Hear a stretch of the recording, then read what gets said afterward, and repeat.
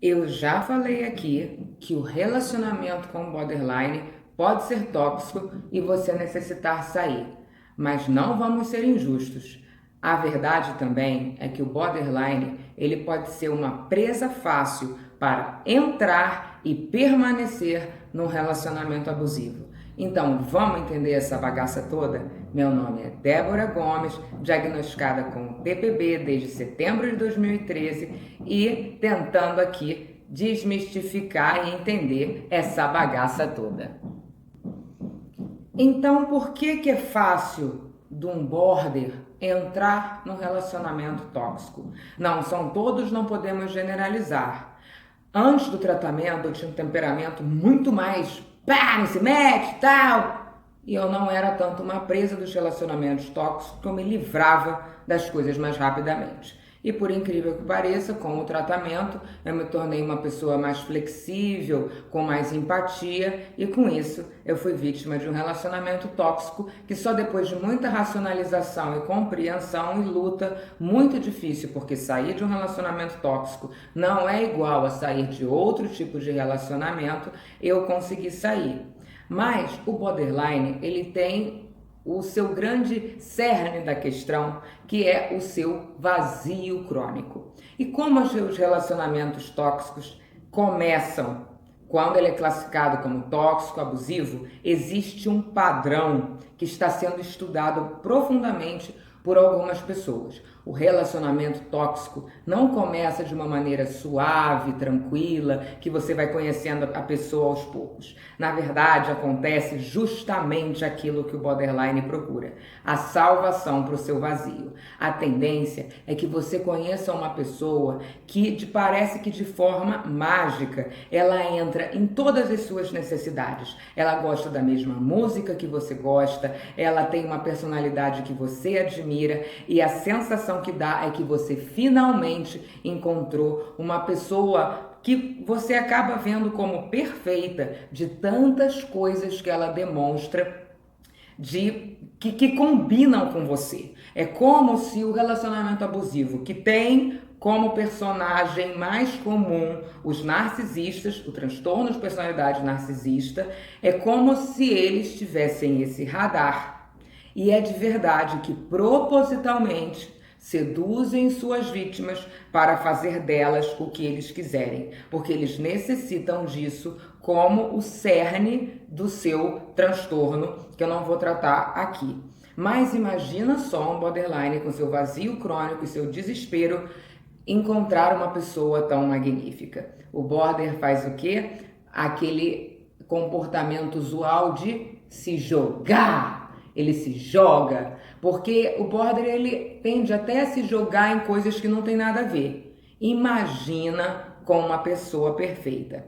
A gente também tem aquele sintoma da valorização e da desvalorização, né? Só que no caso do relacionamento tóxico, a gente acaba ficando só na valorização, por causa das manipulações que o relacionamento tóxico traz para a cabeça da vítima. Eu vou explicar um pouquinho sobre isso, apesar de eu não ser a pessoa PhD no assunto. Essa pessoa maravilhosa que possui as características todas que você deseja não é essa coisa toda. Basicamente porque ninguém é perfeito. Então é muito interessante a gente olhar uma pessoa quando a gente começa a se relacionar, se essa pessoa é uma pessoa que tem lá qualidades e defeitos. Diante dessa pessoa perfeita, essa pessoa, ela entra no seu subconsciente de uma maneira tão potente, porque ela te trouxe tanta felicidade, inclusive neurotransmissores, substâncias químicas no seu corpo, que você fica extremamente ligado àquela pessoa, como se ela fosse a razão da sua existência, e você tem que ficar com ela, porque afinal de contas você nunca vai encontrar alguém tão bom. E uma pessoa que se coloca num nível de superioridade, essa é mais uma característica dos narcisistas. Então, o que acontece? Geralmente passa um tempo, que a gente não pode determinar corretamente, em que essa pessoa constrói esse castelo perfeito que você acredita. E aí o extremo de valorização do borderline, ele tá ali 100% transformando aquela pessoa no super-herói. Só que aí, depois dessa instalação dessa perfeição, essa pessoa começa a mostrar as suas garras. Só que você já botou na sua cabeça que essa pessoa é muito sensacional e que esse relacionamento ele vai durar a vida toda, porque afinal de contas, né, ele disse que te ama muito, que quer ficar com você o resto da vida e todas as coisas que você fica maravilhado porque o seu vazio vai acabar. Só que aí começam outras questões que também alimentam a doença borderline. Conhecido o termo gaslighting, que é um termo originado por um filme Gaslight, não me lembro de quando, acho que de 1940, é antigo, mas o gaslighting é um conceito muito interessante de qualquer pessoa conhecer, porque os relacionamentos tóxicos, eles podem acontecer em qualquer âmbito da vida. Basicamente, o gaslighting é uma inversão de valores para que você duvide da própria sanidade mental. Então, você tem na sua cabeça, tá? Por exemplo, que você comprou alguma coisa junto com o seu parceiro. E esse parceiro disse que ia te pagar metade do que foi combinado na data tal. Essa foi a combinação. Aí exemplos de gaslighting. Você chega para essa pessoa e fala: passou tal dia e você não me pagou. Ah, mas a gente não combinou esse dia. Aí você pensa: nossa, a gente combinou.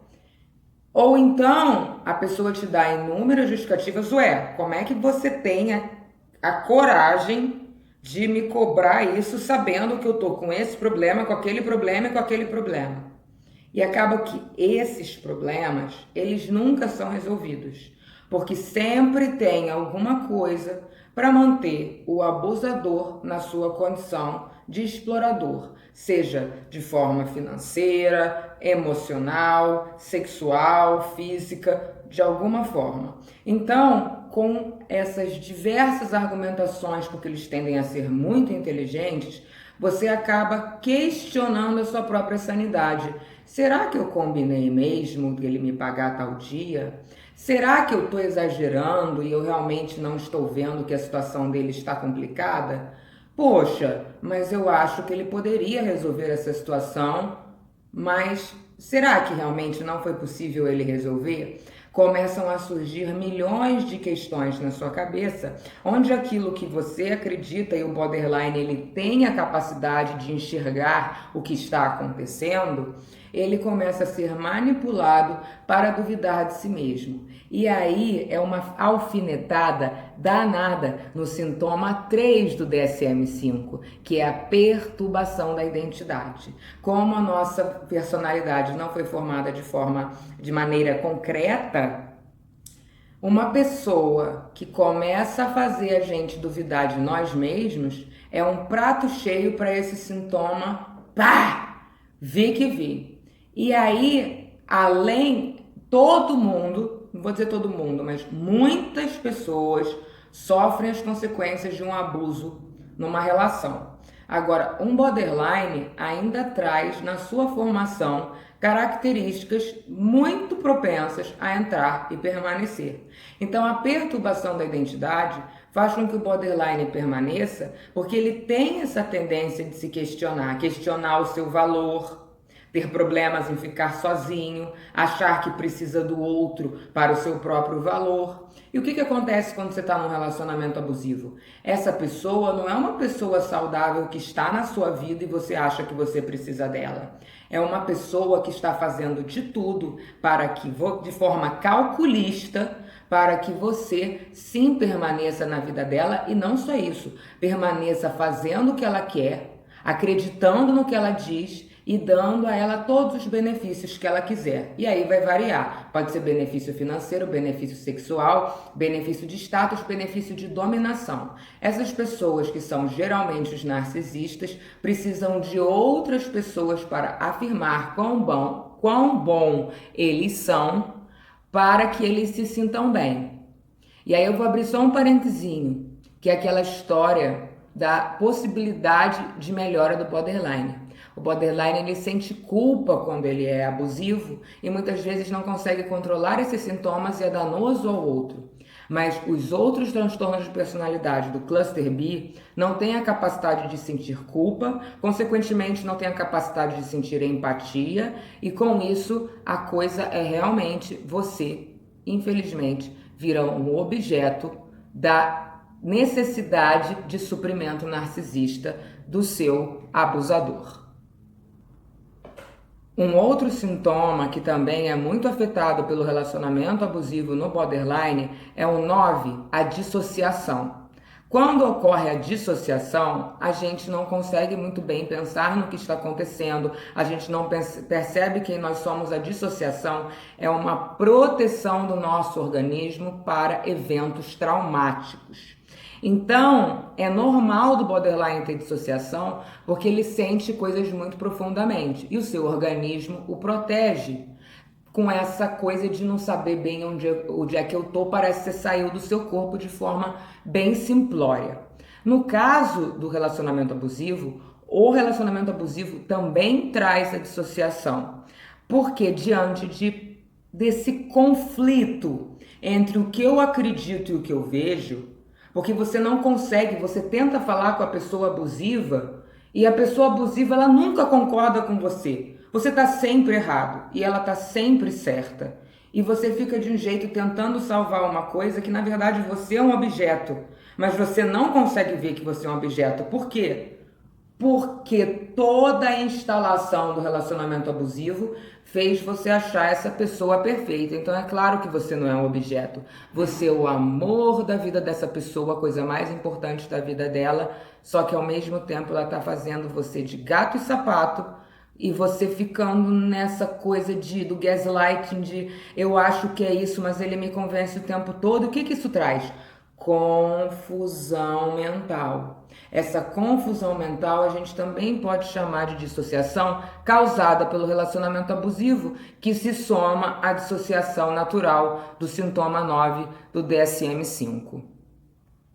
Na verdade, muitas pessoas de todos os tipos permanecem em relacionamentos abusivos e têm muita dificuldade de sair, com a primeira fase sendo a negação desse relacionamento abusivo. Mas e o border? A dificuldade dele sair é muito maior, porque ele tem o medo de retorno ao vazio, mesmo vivendo o inferno, porque ele tem o medo do abandono, de ficar sozinho, ele tem a perturbação da identidade que está mais perturbada ainda, e todos os outros sintomas que acabam aflorando. O relacionamento tóxico, ele adoece qualquer pessoa, e no caso do borderline, ele traz os sintomas à tona, e é muito necessário. Geralmente, o que acontece é, se você está se questionando se você está ou não no relacionamento abusivo, a chance de você estar é muito grande. Porque quando o relacionamento é saudável, você sabe que ele é saudável. Então, é muito necessário, no caso dos relacionamentos abusivos, a saída é estudar e sair. É muito diferente o relacionamento abusivo dos outros relacionamentos, quando você conversa com a pessoa, vê que não dá mais, para terminar, né?